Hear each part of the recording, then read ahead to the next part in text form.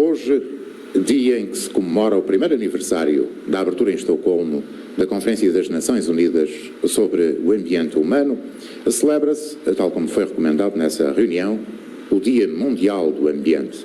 Jornada que se pretende motivadora de uma reflexão comum sobre a atual crise do homem.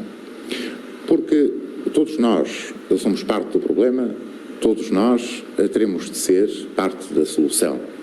A solução essa que, por exigir tão radicais mudanças no pensamento, nas estruturas, poderá não estar para muito breve. Por isso mesmo, este primeiro Dia Mundial do Ambiente dirigiu as suas principais preocupações para o setor da juventude. Interessar, informando. Escrita por Júlio Moreira, ilustrada por Margarida Dorei e Cristina Reis, uma pequena história pretende atingir tal objetivo. Permitam que a contemos também. Uma história já antiga é a história do menino que gostava muito de todas as coisas. Gostava de uma pedra, levava a pedra para casa. Gostava de uma planta, levava a planta para casa. Gostava de um bicho, levava o bicho para casa. E todos os dias levava coisas para casa. Com o tempo, a casa começou a ficar muito cheia. Um dia saiu como de costume e quando voltou, as plantas e os animais tinham crescido mais um bocadinho e já não havia lugar para ele.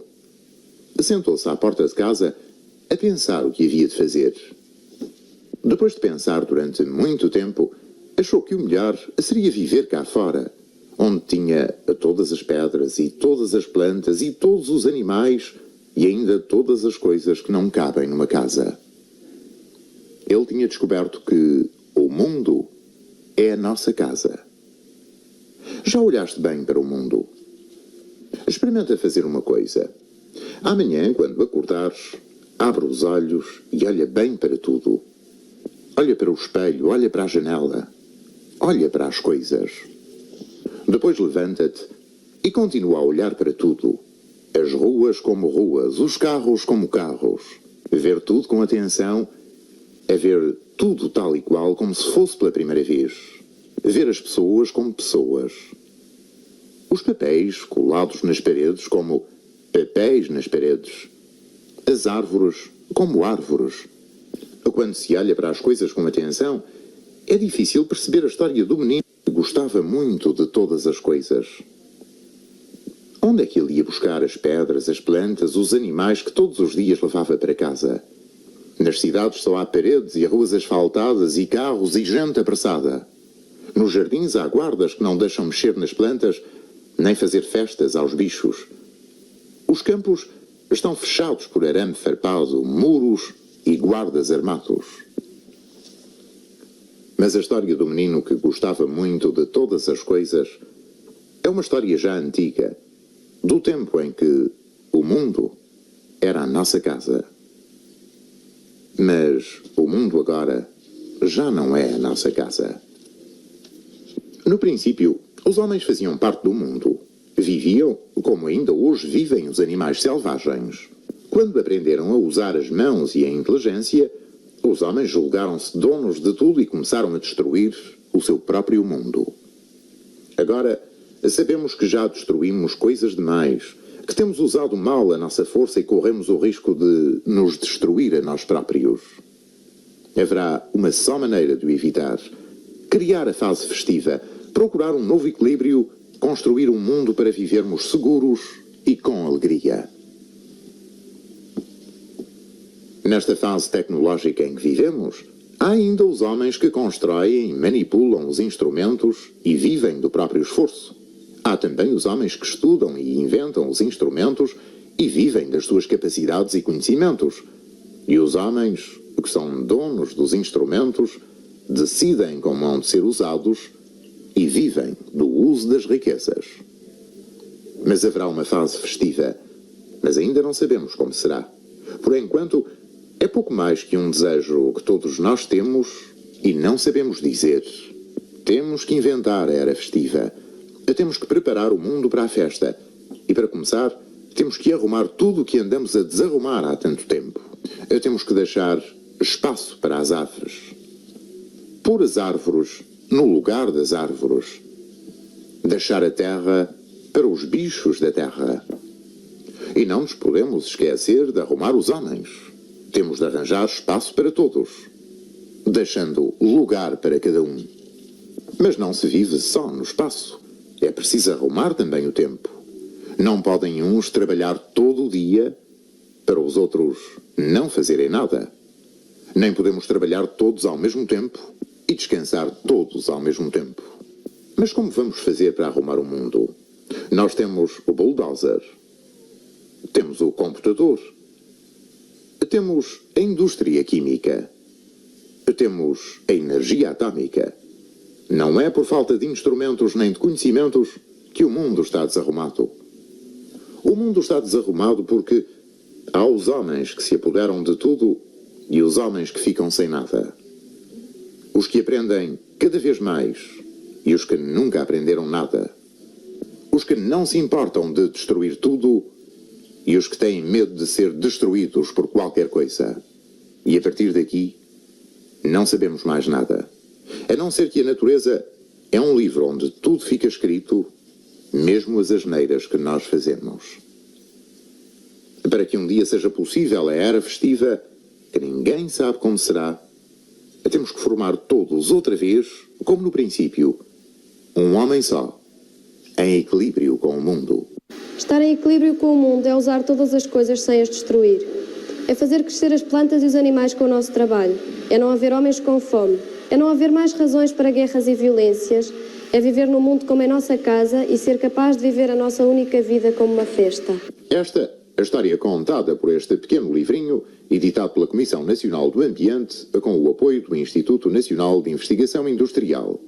Neste Dia Mundial do Ambiente, ele andou de mão em mão nos liceus e escolas do nosso país, em muitos dos quais se realizaram também aulas especiais, palestras, exibições de filmes. Como viver amanhã? Pergunta a que devemos tentar responder desde já, e com a ajuda daqueles que viverão essa amanhã. Poluição e ambiente foi o tema de um concurso de desenho promovido pelo Secretariado para a Juventude e pela Comissão Nacional do Ambiente.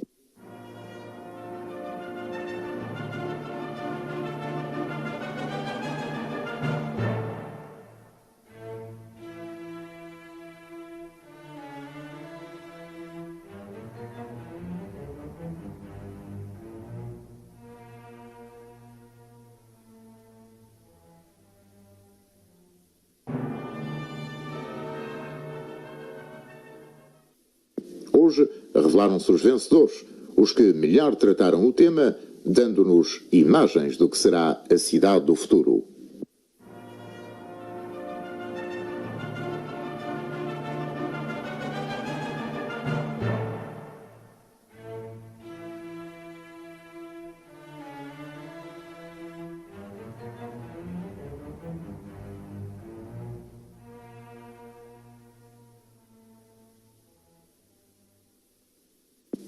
A política ecológica visa o bem-estar geral em vez do lucro particular, o desenvolvimento sociocultural do homem em vez da produtividade do capital.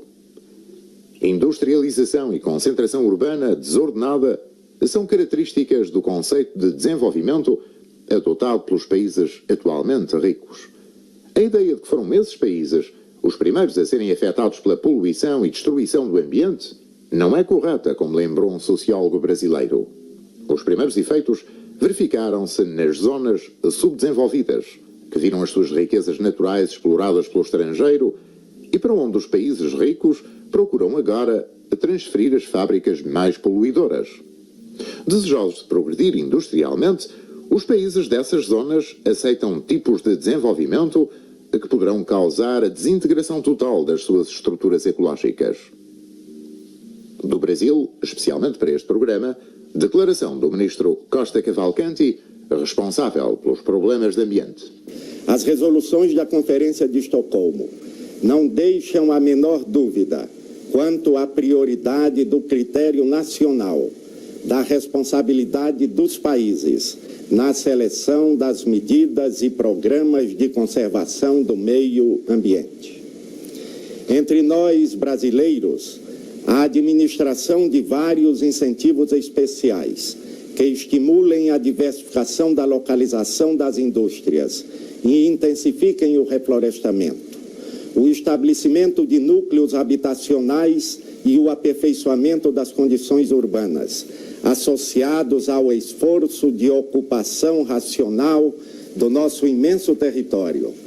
As campanhas de esclarecimento, a alfabetização, a aplicação da ciência e da tecnologia são meios e modos que testemunham a importância que atribuímos ao empenho, hoje mundial, de zelar pelo meio ambiente.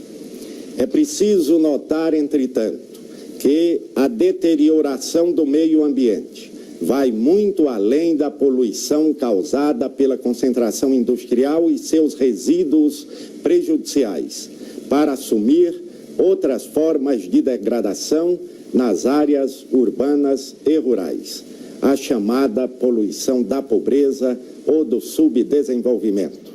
O Ministério do Interior, que dirijo no Brasil, vem se preocupando com os aspectos mais agudos relacionados com a condição do homem, tanto nas vastas regiões ainda pouco exploradas do nosso país, como a Amazônia, assim como também nas cidades onde se verifica a afluência contínua de novos contingentes humanos.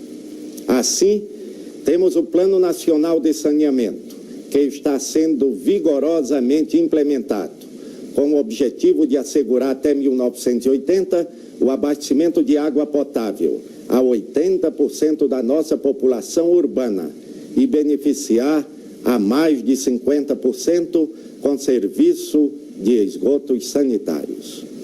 Por sua vez, recentemente criado, o Plano Nacional de Habitação Popular, já em franca implantação, possibilitará dentro de 10 anos a conquista de moradia condigna às famílias de mais baixa renda, através da construção de nada menos de 200 mil habitações anualmente. Ao mesmo tempo, diligenciamos no sentido do aproveitamento racional dos nossos grandes recursos naturais, tanto na penetração em busca de novas fontes de riqueza e da ocupação dos espaços vazios, como no esforço que desenvolvemos para a capacitação do homem, agente e destinatário final do bem-estar e dos benefícios que somente o progresso e a prosperidade podem e devem proporcionar. É uma onda, outra onda se segue. Num crescendo, as forças unem-se para preservar a qualidade da vida. Todos juntos faremos um mundo melhor, afirmam 230 milhões de voluntários da Cruz Vermelha. Outra onda de vontades, somando-se às dos países participantes na Conferência de Estocolmo. Consagrada desde há 110 anos ao bem-estar do homem e à melhoria do meio em que ele se insere, a Cruz Vermelha não podia aliar-se dos problemas de poluição. Aos estúdios de Walt Disney, encomendou por isso pequenos filmes, como o que vamos exibir, mensagens personalizadas sobre a utilização dos recursos naturais, higiene pessoal, defesa da saúde, proteção da cidade, conservação da natureza.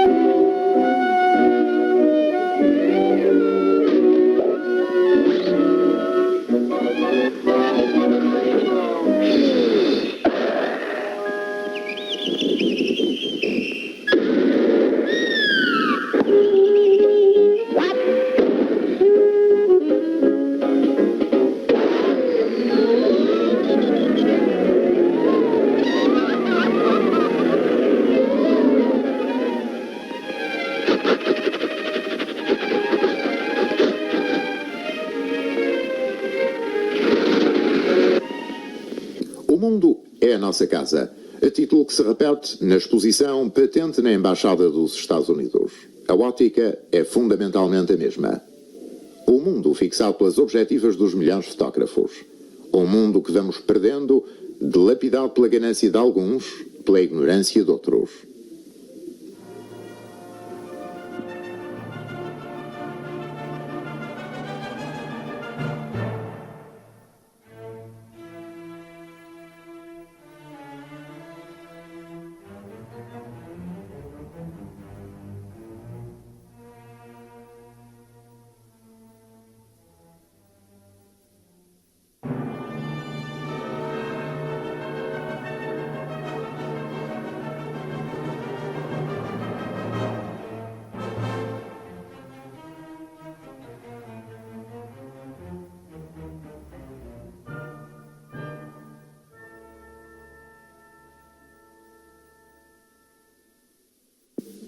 Descobrimos o inimigo, e o inimigo, afinal, somos nós. O saber isso é uma vantagem. A festa ainda é possível se ouvirmos o recado que, na exposição, assume este aspecto.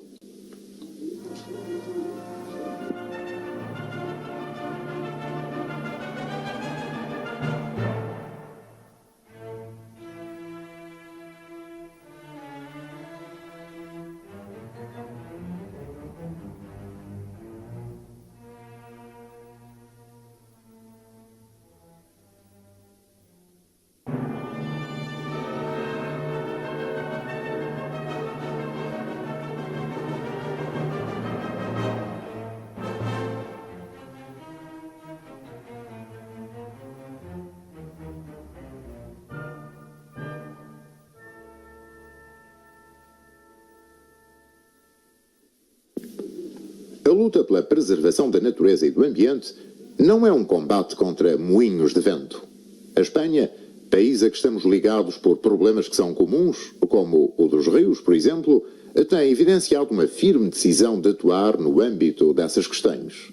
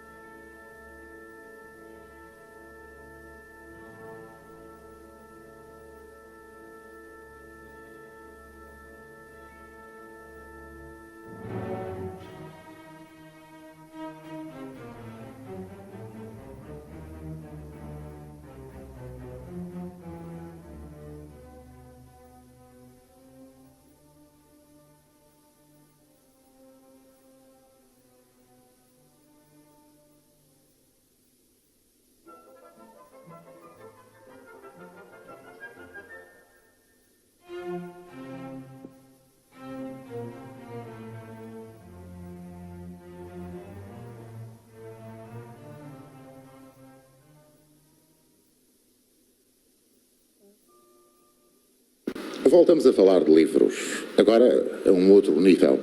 Isto porque hoje, integrado também nas comemorações do Dia Mundial do Ambiente, foi posto à venda um novo livro. A tradução portuguesa, realizada por uma equipa da Comissão Nacional do Ambiente, do polémico relatório do MIT, encomendado pelo Clube de Roma, Os Limites do Crescimento.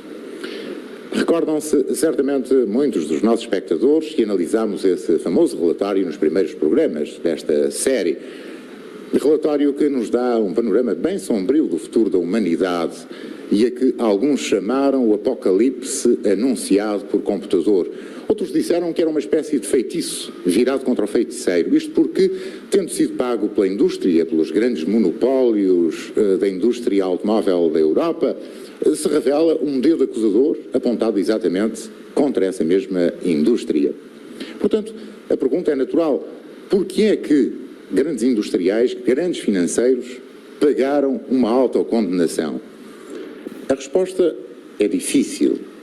Uns afirmam que se trata de uma tomada de consciência desses grandes industriais, outros, porém, descobrem outras intenções para esta subvenção do Clube de Roma. Em primeiro lugar, desarmar a contestação ecológica recuperando os seus argumentos. Isto por um lado. Por outro, conseguir outros campos de atividade, tais como os equipamentos antipolutivos, e abrir, sobretudo, o campo da ação das grandes empresas multinacionais, da indústria sem fronteiras ou sobre fronteiras. De que modo? Se houver alarme, se tornarem obrigatórias as medidas antipoluição, os tais equipamentos, muitas pequenas fábricas provavelmente não poderão aguentar nos seus orçamentos mais esses equipamentos e serão absorvidas pelas grandes fábricas, pelas tais que não conhecem fronteiras. O problema da atividade destas empresas multinacionais é tão importante que, a pedido do Chile, a Organização das Nações Unidas acaba de estabelecer uma comissão de 20 peritos economistas internacionais para estudar até que ponto a sua ação já hoje influencia ou até mesmo se sobrepõe à política de certos governos. Mas, para lá de tudo isto, seja o que for que esteja por trás do livro Os Limites do Crescimento, ele, em si próprio, é extremamente importante. Recomenda-se a sua leitura. O principal esforço neste Dia Mundial do Ambiente, comemorado pela primeira vez, já o dissemos, foi dirigido para o setor da juventude, para o setor da educação. Entretanto, esta noite, no Laboratório Nacional de Engenharia Civil, vai realizar-se um colóquio a nível universitário sobre os atuais problemas de ambiente. Esses problemas foram também, como é natural, o tema da lição proferida esta manhã pelo Sr. Jean-Baptiste Philippon, Presidente da Inspeção-Geral do Ambiente da França, na sessão solene realizada sob a presidência do Ministro de Estado, Dr. Mota Campos. Uma outra iniciativa no âmbito do Dia Mundial do Ambiente. Esta noite, várias artérias da Baixa Lisboeta estarão encerradas ao trânsito automóvel. Iniciativa cujo sentido se espera seja devidamente compreendido. O automóvel é hoje em dia um dos flagelos da vida urbana.